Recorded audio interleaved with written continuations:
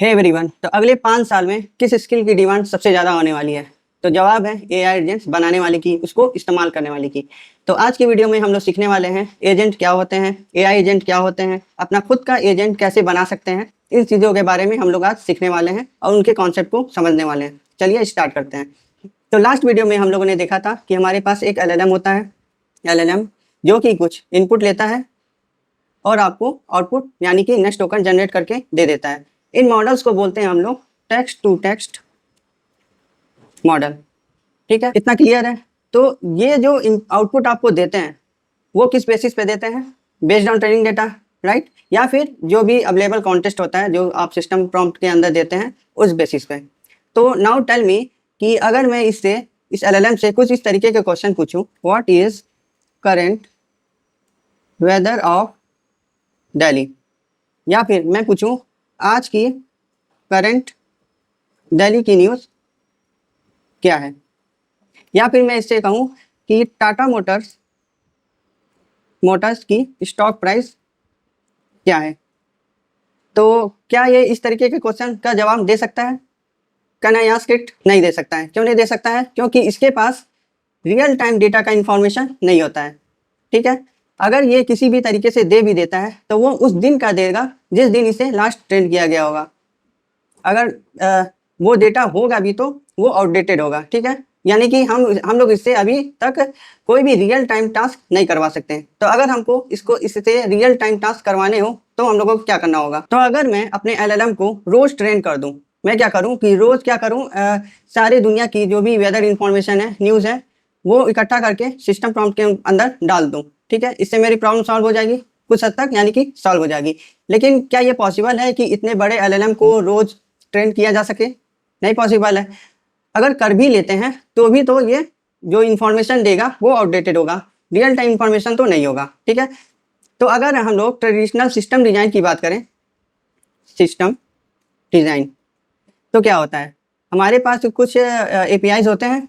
API ये ले लेते हैं। हमारे पास कुछ एपीआईज होते हैं, कुछ ये एपीआईज हो गए, कुछ ये एपीआईज हो गए। ठीक है, इस तरीके से हमारे पास कुछ एपीआईज होंगे और वो कुछ कोई ना कोई डेटाबेस यूज़ कर होंगे। जैसे कि हम लोग ले लेते हैं, हम लोग पोस्ट करें, ये क्या करेंगे, कुछ ना कुछ डेटाबेस को यूज़ करेंगे और ये आपस में मैच भी करेंगे। ये इससे कॉल करेगा, ये कुछ हो सकता है इससे भी कॉल करे, ये हो सकता है इससे भी कुछ इन्फॉर्मेशन निकाल रहा हो। ठीक है, ये हो सकता है कुछ डेटाबेस से ला रहा हो, ये इस डेटाबेस से कांटेक्ट कर रहा हो। ये मतलब कि ये सारे के सारे आपस में मैच कर रहे होंगे। तो जो हमारे पास ये एलएलएम है, मान लो ये हमारे पास एक ओपन एआई का जीपीटी है, तो क्या ये मेरे इस एपीआई से बात कर सकता है? नहीं कर सकता। ठीक है, यानी कि ये हमारे बेस पे कुछ ऑर्डर नहीं कर सकता, या फिर मैं चाहूँ कि इससे कुछ रिपोर्ट निकलवा सकूँ, वो नहीं कर सकता। या फिर मैं चाहूँ कि ये मेरे बेसिस पे कोड के अंदर कुछ चेंजेस कर दे या डेटाबेस के अंदर कुछ क्वेरीज रन कर दे, ये सारे टास्क ये नहीं कर सकता। तो डैट मीन्स कि हमारे पास जो एलएलएम होता है, ये एलएलएम वो एक तरीके का क्या है, ब्रेन है, जो कि हमें ओपन एआई जैसी कंपनी या क्लाउड जैसी कंपनी ने प्रोवाइड कर रखा है।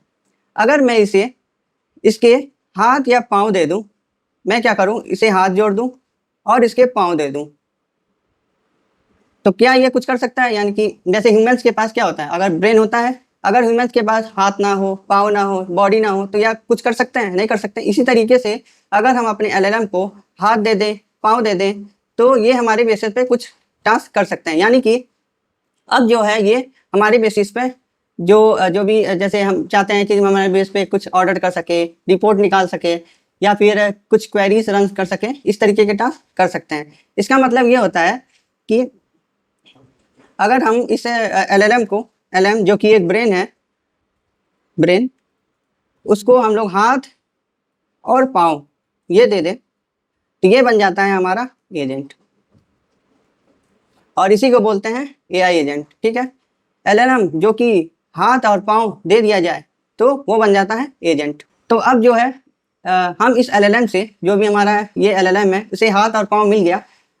अब हम लोग इससे कुछ रियल टाइम डेटा निकलवा सकते हैं। यानी कि हम लोग चाहे इससे वेदर की इंफॉर्मेशन पूछ सकते हैं, स्टॉक की प्राइसिंग पूछ सकते हैं, या कुछ ऐसे टास्क करवा सकते हैं जो हमें नीड है। ठीक है, तब एक काम करते हैं हम लोग, अपने VS कोड के ऊपर चलते हैं, और लास्ट वीडियो में हम लोग देखा था COT के बारे में। अब एक काम करते हैं और एक फाइल बनाते हैं AI agent.js, ठीक है। इसके अंदर हम लोग क्या करते हैं, ये वाली चीज़ हम लोग ले लेते हैं पहले, ठीक, और इस वाले से हम लोग ये वाली चीज़ ले लेते हैं, ठीक है। इतना समझ में आ रहा है, बेसिक चीज़ है, ठीक है। और फिर मैं क्या करता हूँ, इससे एक क्वेरी करता हूँ, can you tell me weather of Delhi today, ठीक है। मैं इससे एक क्वेश्चन करता हूँ, अब देखता हूँ कि ये इसका आंसर दे पाता है कि नहीं, ठीक है। अब हम लोग चलते हैं अपने टर्मिनल के ऊपर और रन करते हैं node.ai agent.js। क्या हुआ, इसने क्या कहा, I am unable to provide real time whether update, to check the current weather of Delhi please use the weather website और ऐप और एक्यूरेट द अपडेटेड इंफॉर्मेशन। इसका मतलब क्या हुआ कि इसके पास कोई भी रियल टाइम इंफॉर्मेशन नहीं है। अब मैंने लास्ट वीडियो में एक चीज़ कही थी कि LLM जो कि एक प्री ट्रेन डेटा के बेस पे रिस्पॉन्स देता है, और कुछ अवेलेबल कॉन्टेक्स्ट के ऊपर, जैसे कि जो कि हम लोग सिस्टम प्रॉम्प्ट के अंदर जो भी हम लोग अपना प्रॉम्प्ट दे देते हैं, उसके बेसिस पे आपको रिस्पॉन्स ला के देता है।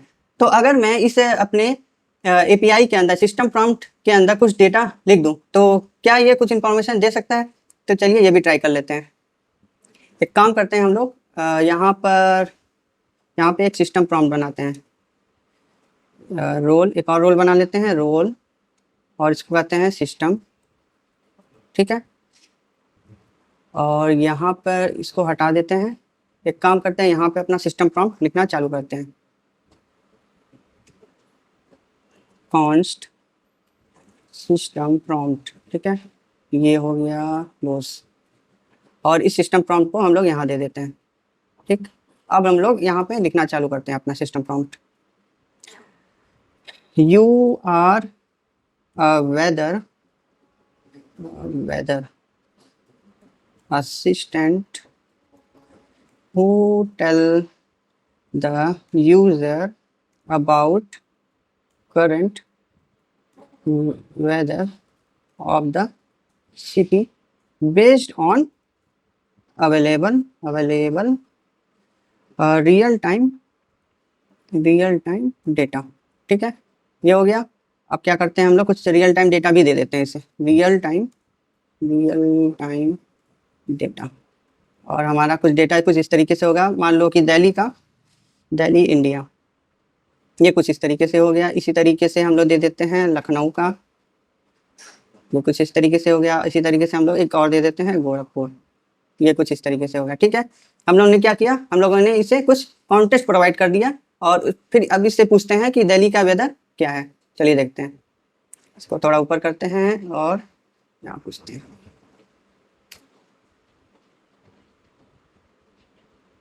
देखिए, अब इसने दिल्ली का वेदर बता दिया, किस बेसिस पे, जो हम लोगों ने सिस्टम प्रॉम्प्ट के अंदर जो कॉन्टेक्स्ट इसे प्रोवाइड किया है, ठीक है। एक काम और करते हैं हम लोग, इससे एक और क्वेश्चन पूछते हैं, can you tell me weather of Delhi and Gorakhpur, ठीक है। अब देखते हैं, देखिए इसने दिल्ली का बता दिया, इसका ही है, मैंने टीवी बता दिया, ठीक है। ओ, हम लोगों ने सेव ही नहीं किया, फिर से करते हैं।